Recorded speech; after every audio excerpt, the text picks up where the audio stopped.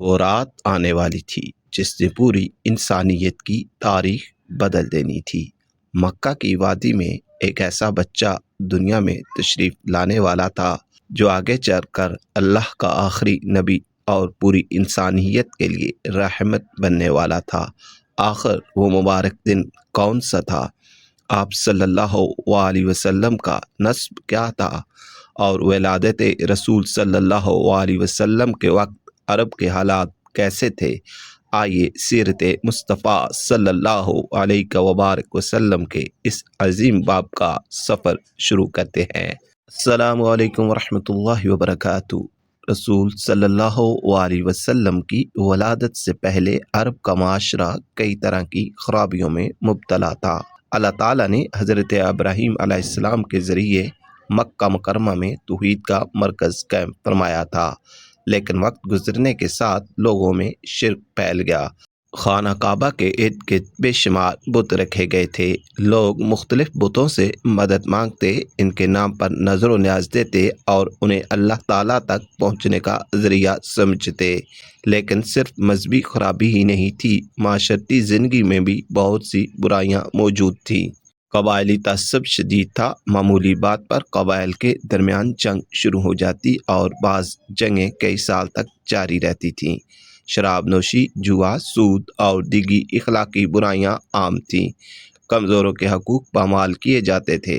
البتہ یہ بھی حقیقت ہے کہ عرب معاشرے میں کچھ اچھی صفات بھی موجود تھیں، جیسے مہمان نوازی، سخاوت، بہادری، وعدہ پورا کرنا اور فصاحت و بلاغت جیسی صفات کو اہمیت حاصل تھی، اور اسی عرب معاشرے میں مکہ مکرمہ ایک انتہائی اہم شہر تھا کیونکہ یہاں خانہ کعبہ موجود تھا۔ رسول صلی اللہ علیہ وسلم کا تعلق قریش کے معزز خاندان بنو ہاشم سے تھا۔ آپ صلی اللہ علیہ وسلم کا نسب یوں بیان کیا جاتا ہے: محمد بن عبداللہ بن عبد المطلب بن ہاشم بن عبد مناف بن قصہ بن کلاب، اور یہ سلسلہ آگے چل کر حضرت اسماعیل علیہ السلام کے ذریعے حضرت ابراہیم علیہ السلام تک پہنچتا ہے۔ آپ صلی اللہ علیہ وسلم کا خاندان عرب میں عزت اور شرافت کے اعتبار سے بہت بلند مقام رکھتا تھا۔ آپ صلی اللہ علیہ وسلم کے دادا حضرت عبد المطلب مکہ کے معروف سرداروں میں شمار ہوتے تھے۔ انہوں نے خانہ کعبہ کی خدمت اور حاجیوں کو پانی پلانے جیسے عام کام سر انجام دیے۔ واقعہ عام الفیل کیا تھا؟ رسول صلی اللہ علیہ وسلم کی ولادت سے پہلے ایک ایسا واقعہ پیش آیا جسے قرآن مجید نے بھی ہمیشہ کے لیے محفوظ کر دیا۔ یمن کا حکمران ابرہیمہ خانہ کعبہ کو نقصان پہنچانے کے ارادے سے ایک لشکر لے کر مکہ کی طرف روانہ ہوا۔ اس لشکر میں ہاتھی بھی تھے، اسی لیے اس واقعہ کو عام الفیل یعنی ہاتھیوں کا سال کہا جاتا ہے۔ ابراہیمہ کا مقصد خانہ کعبہ کو مدہنم کرنا تھا، لیکن اللہ تعالیٰ نے اپنے گھر کی حفاظت فرمائی۔ سورۃ الفیل میں اللہ تعالیٰ فرماتے ہیں کہ اس نے اصحاب فیل کے منصوبے کو ناکام بنا دیا۔ پرندوں کے ذریعے ان پر کنکریاں پھینکی گئی اور ان کا لشکر تباہ ہو گیا۔ یہ واقعہ عرب کے لوگوں کے لیے بہت بڑا واقعہ تھا، اور اسی سال کے بارے میں اہل سیر نے بیان کیا ہے کہ رسول صلی اللہ علیہ وسلم کی ولادت بسعادت ہوئی۔ آئیے اب ہم اس عظیم لمحے کی طرف آتے ہیں جس نے انسانی تاریخ کا رخ بدل دیا۔ حضرت محمد صلی اللہ علیہ وسلم کی ولادت بسعادت مکہ مکرمہ میں ہوئی۔ آپ صلی اللہ علیہ وسلم کے والد کا نام حضرت عبداللہ اور والدہ کا نام حضرت آمنہ بن وہب تھا۔ آپ صلی اللہ علیہ وسلم کے والد حضرت عبداللہ آپ صلی اللہ علیہ وسلم کی ولادت سے پہلے ہی وفات پا چکے تھے۔ جب رسول صلی اللہ علیہ وسلم دنیا میں تشریف لائے تو ان پر آپ صلی اللہ علیہ وسلم کے والد کا سایہ نہ تھا۔ قرآن مجید میں اللہ تعالیٰ نے بعد میں اپنے محبوب صلی اللہ علیہ وسلم کو یاد دلاتے ہوئے فرمایا: کیا اس نے تمہیں یتیم نہیں پایا پھر جگہ دی؟ رسول صلی اللہ علیہ وسلم کی ولادت کی تاریخ کے بارے میں مورخین کے درمیان اختلاف ہے۔ مشہور قول 12 ربیع الاول ہے، لیکن بعض اہل علم نے دوسری تاریخیں بھی بیان کی ہیں۔ اسی طرح ولادت کا دن پیر ہونا صحیح حدیث سے ثابت ہے۔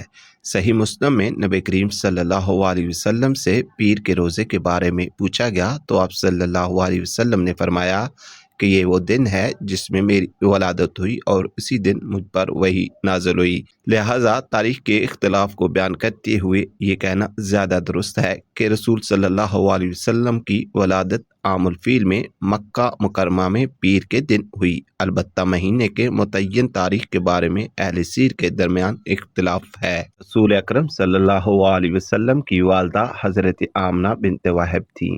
آپ ایک معزز خاندان سے تعلق رکھتی تھیں۔ رسول صلی اللہ علیہ وسلم کی ابتدائی زندگی میں حضرت آمنہ کی محبت اور شفقت شامل رہی، لیکن رسول صلی اللہ علیہ وسلم کی عمر ابھی 6 سال ہی تھی کہ حضرت آمنہ بھی وفات پا گئیں۔ یوں آپ صلی اللہ علیہ وسلم نے بہت کم عمری میں والد اور پھر والدہ دونوں کی شفقت سے محرومی دیکھی۔ اس کے بعد آپ صلی اللہ علیہ وسلم کی کفالت آپ کے دادا حضرت عبد المطلب نے کی۔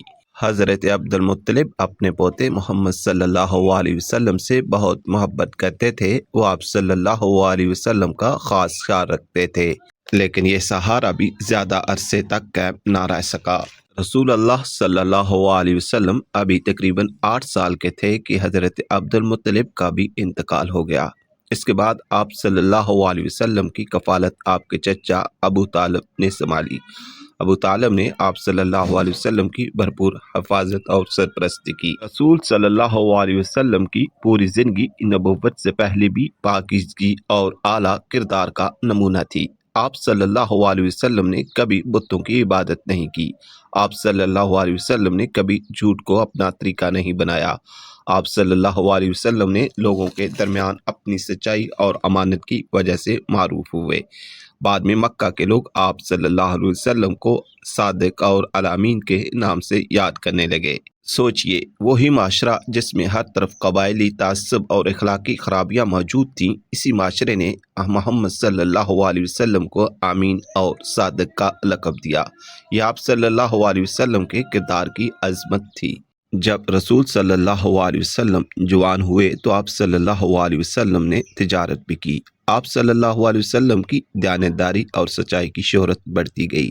لوگ اپنا مال آپ صلی اللہ علیہ وسلم کے سپرد کرتے اور آپ پر اعتماد کرتے۔ یہی وہ کردار تھا جس نے بعد میں حضرت خدیجہ رضی اللہ تعالیٰ عنہ کو بھی آپ صلی اللہ علیہ وسلم کی طرف متوجہ کیا۔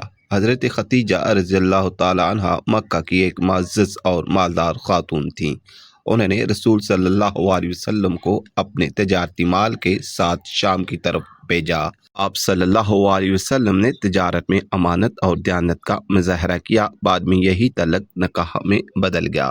رسول صلی اللہ علیہ وسلم کی عمر 40 کے قریب پہنچی تو آپ صلی اللہ علیہ وسلم مکہ کے شور و شرک سے دور تنہائی میں اللہ تعالیٰ کی عبادت اور غور و فکر فرماتے۔ آپ صلی اللہ علیہ وسلم غار حرا میں تشریف لے جاتے اور پھر وہ عظیم رات آئی جس نے انسانی تاریخ بدل دی۔ حضرت جبرائیل علیہ السلام اللہ تعالیٰ کی طرف سے وحی لے کر آئے۔ انہوں نے فرمایا اقرا، یعنی پڑھیے۔ رسول صلی اللہ علیہ وسلم نے فرمایا میں پڑھنے والا نہیں ہوں۔ پھر سورۃ الفلق کی ابتدائی آیات نازل ہوئیں۔ اقرا بسم ربک الذی خلق، پڑھیے اپنے رب کے نام سے جس سے پیدا کیا۔ یہ وہ لمحہ تھا جب محمد صلی اللہ علیہ وسلم اللہ تعالیٰ کے آخری نبی اور رسول بنائے گئے۔ رسول صلی اللہ علیہ وسلم صرف عرب کے لیے نہیں آئے تھے۔ اللہ تعالیٰ نے قرآن میں فرمایا وَمَا أَرْسَلْنَاكَ إِلَّا رَحْمَةً لِّلْعَالَمِينَ، اور ہم نے آپ کو تمام جہانوں کے لیے رحمت بنا کر بھیجا۔ آپ صلی اللہ علیہ وسلم نے انسان کو انسان کا حق بتایا، یتیموں کے حقوق بیان کیے، غریبوں اور مسکینوں کا خیال رکھنے کی تعلیم دی، عورتوں کے حقوق واضح کیے، والدین کے ساتھ حسن سلوک سکھایا، پڑوسی کے حقوق بیان کیے اور سب سے بڑھ کر انسان کو اس کے حقیقی رب سے جوڑا۔ رسول صلی اللہ علیہ وسلم کی ولادت کا سب سے بڑا پیغام یہ نہیں کہ ہم صرف آپ صلی اللہ علیہ وسلم کی پیدائش کا ذکر کریں، بلکہ اصل پیغام یہ ہے کہ آپ صلی اللہ علیہ وسلم کی سنت کو اپنی زندگی میں زندہ کریں۔ آپ صلی اللہ علیہ وسلم نے سچائی سکھائی تو ہم سچ بولیں۔ آپ صلی اللہ علیہ وسلم نے رحم سکھایا تو ہم رحم کریں۔ آپ نے معافی سکھائی تو ہم معاف کرنا سیکھیں۔ آپ نے اللہ کی عبادت سکھائی تو ہم اللہ سے اپنا تعلق مضبوط کریں۔ آپ نے قرآن دیا تو ہم قرآن کو اپنی زندگی کا رہنما بنائیں۔ آپ نے تلوار سے پہلے اخلاق سے دل جیتے اور قرآن کے ذریعے انسان کو اس کے رب سے جوڑا۔ اللہ تعالی ہمیں رسول صلی اللہ علیہ وسلم کی سچی محبت نصیب فرمائے اور آپ کی سنت پر عمل کرنے کی توفیق دے، اور قیامت کے دن آپ صلی اللہ علیہ وسلم کی شفاعت نصیب فرمائے۔ آمین۔ اللہم صلی علی محمد وعلی آل محمد۔